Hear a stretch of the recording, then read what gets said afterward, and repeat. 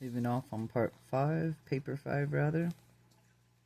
Still at central and super universes and God's relationship to the individual. Or relation, rather. Gonna go back over this like a good old college professor. Just the last paragraph before we start to remember. Ever near the inner center of someday, doubt not, you shall stand in the divine and central presence and see him, figuratively speaking, face to face. It is a question of the attainment of actual and literal spiritual levels, and these spiritual levels are attainable by any being who has been indwelt by a mystery monitor and who has subsequently, eternally fused with that thought adjuster. Do you understand then in that what this means is becoming one with your angels, as it says in the Bible? That's what it means, being fused eternally with your thought adjuster. It's a adjuster, whatever you want to pronounce that. But the point is this, is that it is talks as when the disciples asked Jesus, will be given in marriage, how will our loved ones be on the other side, and other people asked that too of him too, not just the disciples. And he said, you will be not given in marriage, you will be like the angels. So one with the thought adjuster. All right.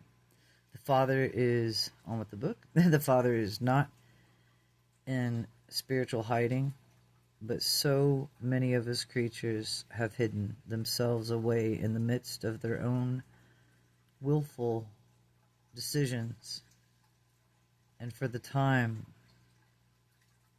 being have separated themselves from the communion of his Spirit and the Spirit of his Son by the choosing of their own perverse ways and their indulgences of self-assertedness, of their intolerant minds and unspiritual natures.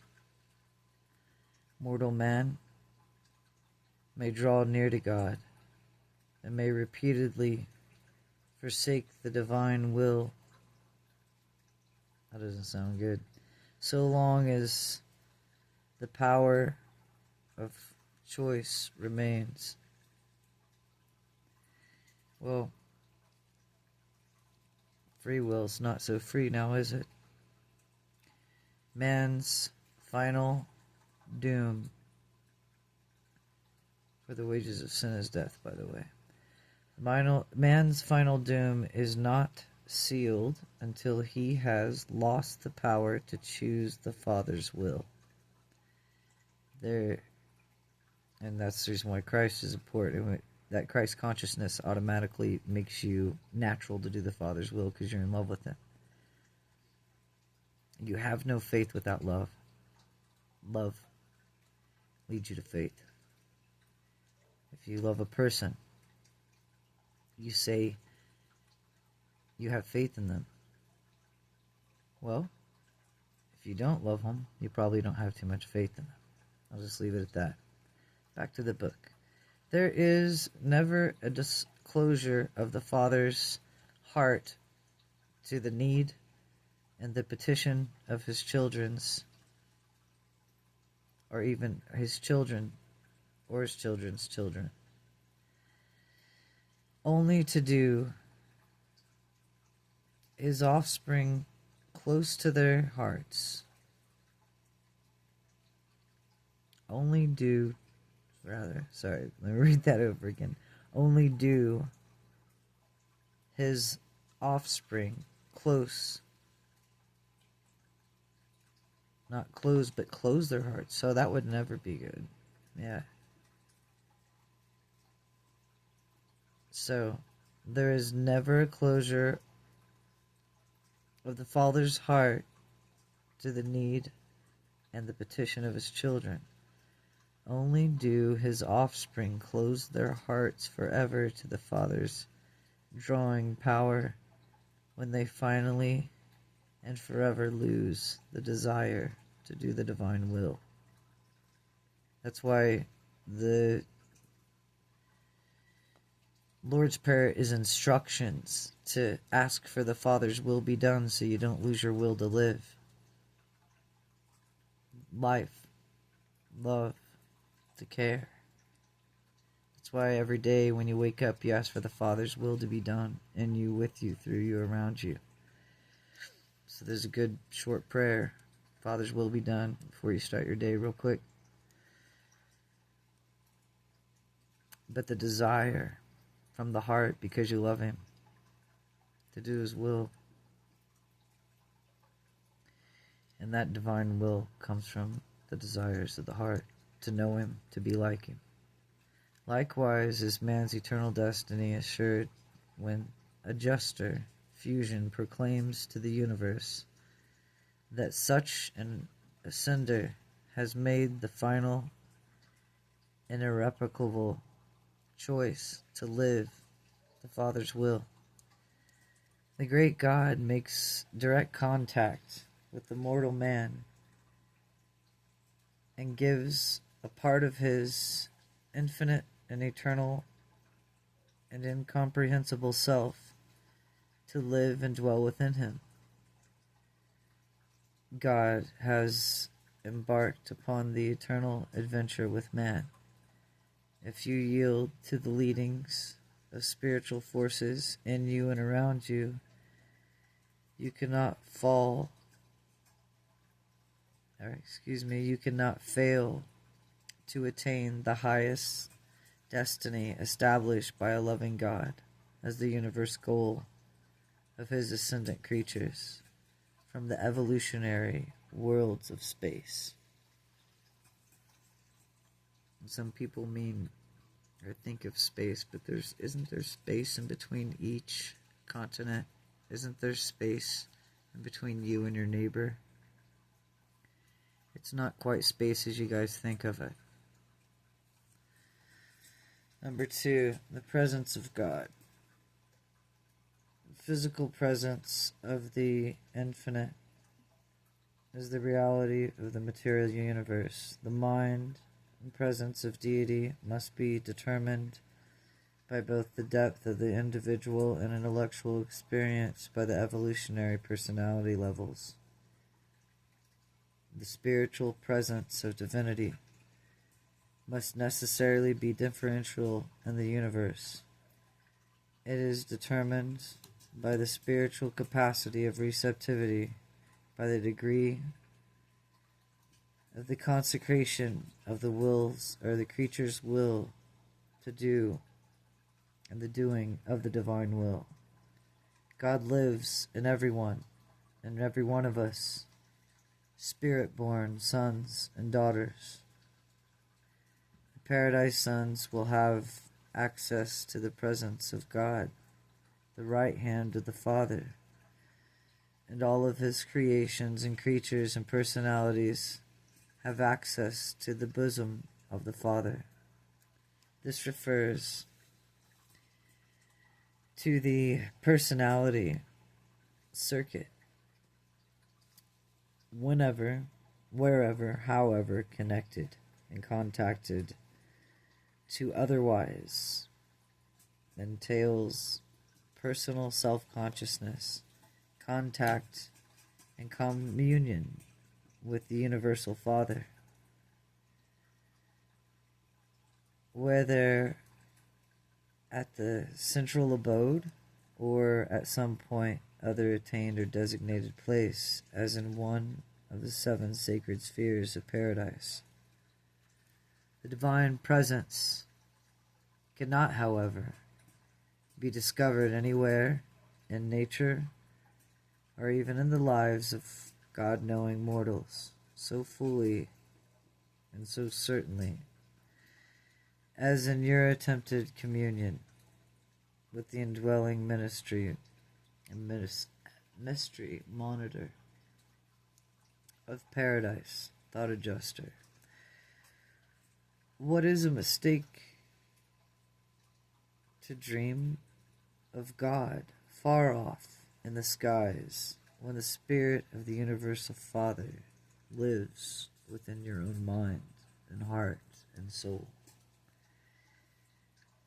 It is because of this, of God's fragment that dwells and indwells inside of you, that you can hope as you progress in the harmonizing with the thought adjuster and the adjuster's spiritual leanings more fully to discern the presence and transforming power of those spiritual influences that surround you and impinge upon you, but do not function as an integral part of the fact you are not intellectual consciousness.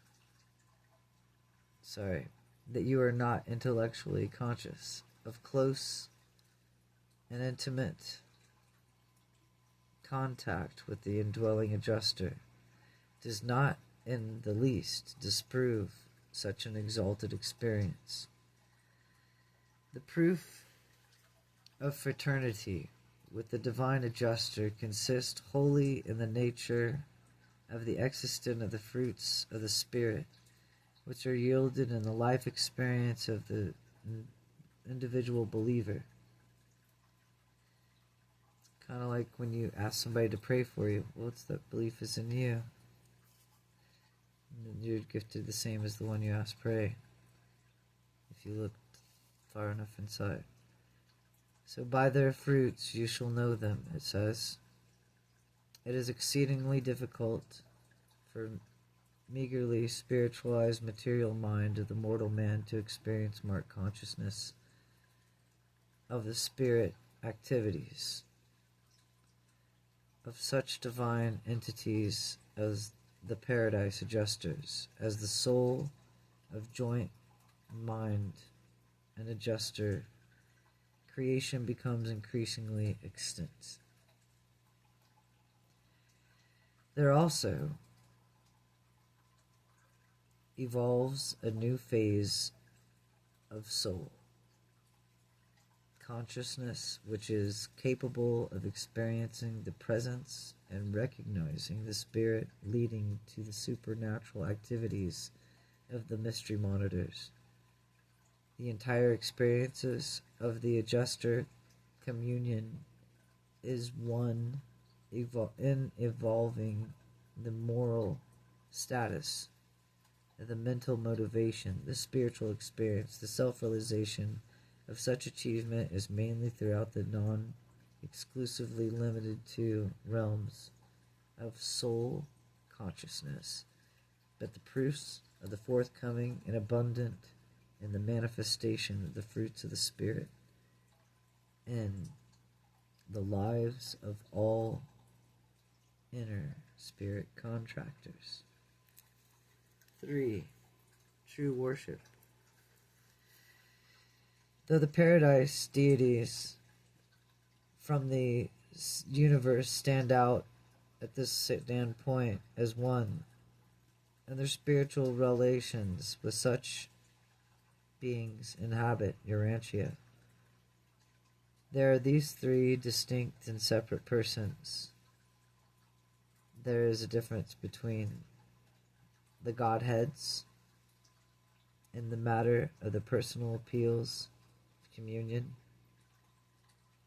and other innate relations.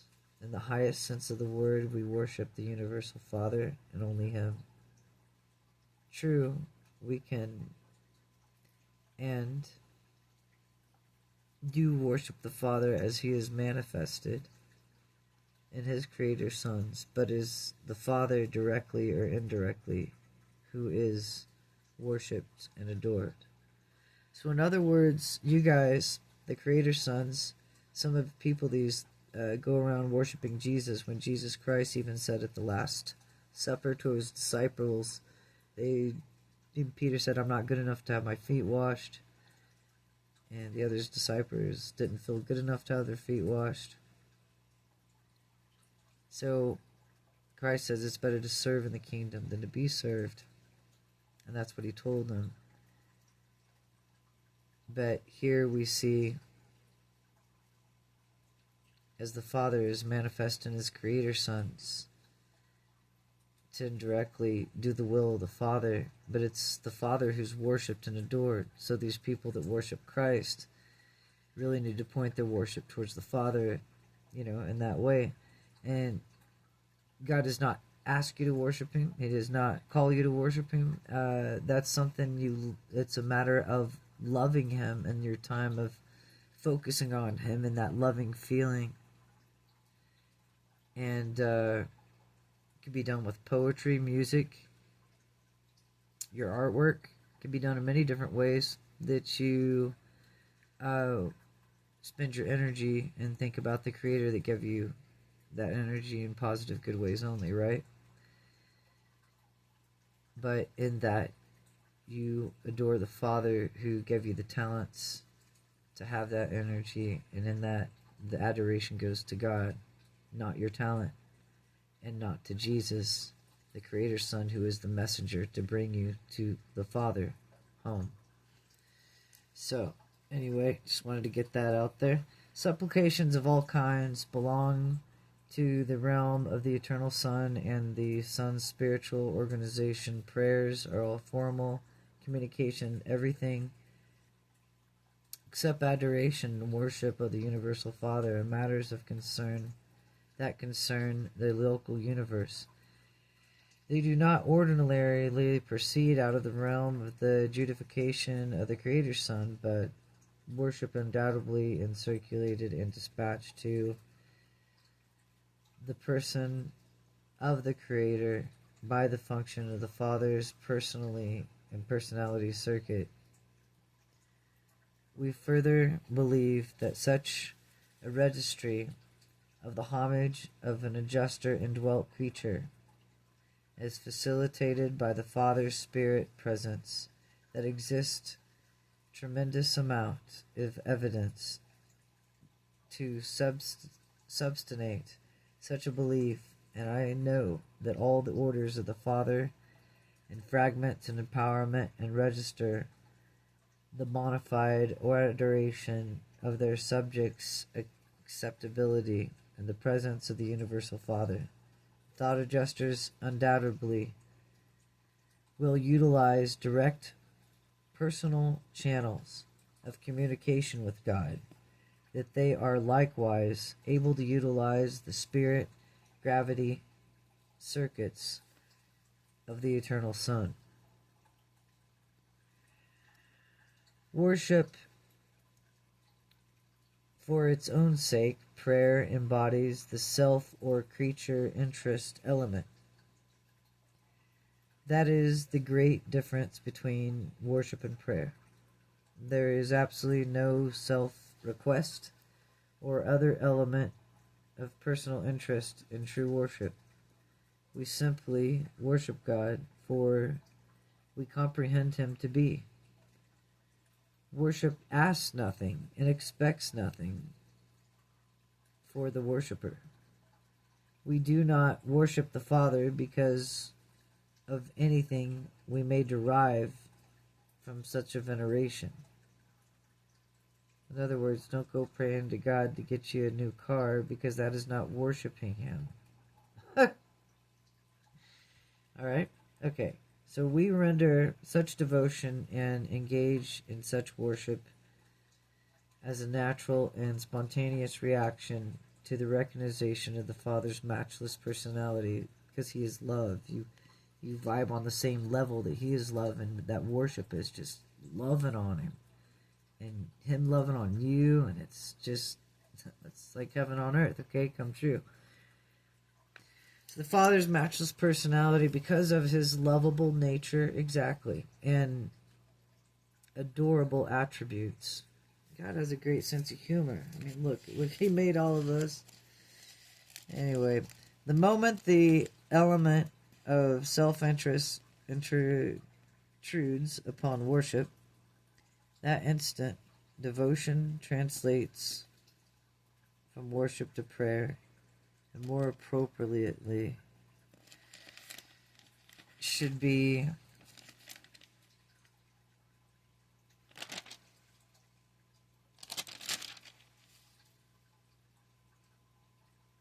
okay, let me read that again. The moment of element of self-interest intrudes upon worship. In other words, the moment you start saying, I want this and that and that,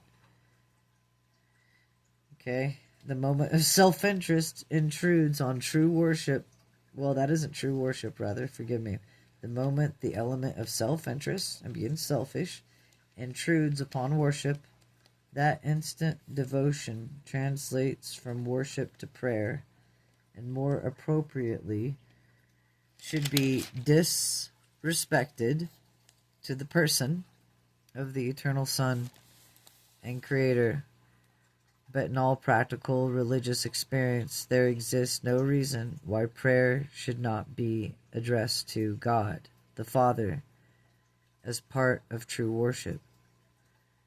When you deal with the practice and practical affairs of your daily life, you are in the hands of the Spirit personalities, having the origin in the third source and center. You are co-cooperating with the agencies of the conjoint actor, and so it is, you worship God, pray and commune with the Son. Commune means to ask for the Father's will to be done. That's communing with the Son, okay? That's the prayer. And work out with the details your earthly sovereign with the connection with intelligence of the infinite being operating on your world and throughout your universe. And I'm going to put this one in there. And in your mind and in your soul as you an individual. Okay. The Creator or sovereign sons who preside in the destinies of the local universes stands in place of both the universal Father, the universal Son, and paradise. These sons receive in the name of the Father the adoration of worship and give ear to the pleas of their petitioning subjects throughout their respective creations, to the children of a local universe. And Michael's son is to all practical intents and purposes. He is the local universe and personification of the universal Father and eternal Son. The infinite Spirit maintains personal contact with his children of these realms through these universe spirits, the administrative and creative associates of the Paradise Creator Sons.